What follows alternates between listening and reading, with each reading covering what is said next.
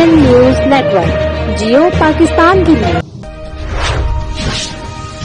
خبر شامل کریں گے ننکانہ صاحب سے، جہاں پر مانگٹ والا منڈی فیض آباد کے قریب کالونی نہر میں 18 سالہ نوجوان ڈوب کر ہلاک ہو گیا۔ اس حوالے سے مزید تفصیلات جانتے ہیں ہمارے ڈسٹرکٹ رپورٹر حاجی محمد جاوید سے۔ جی جاوید، آگاہ کیجیے گا، کیا تفصیلات ہیں؟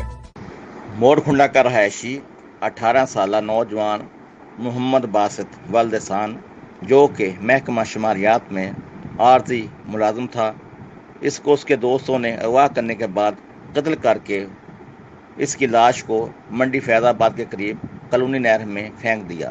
پولیس اور ریسکیو 1122 نے لاش کی تلاش کے لیے آپریشن شروع کیا۔ ریسکیو 1122 کا عملہ 2 ایمرجنسی گاڑیوں کے ساتھ لاش کی تلاش کے لیے رات بھر جائے وقوع پر موجود رہا۔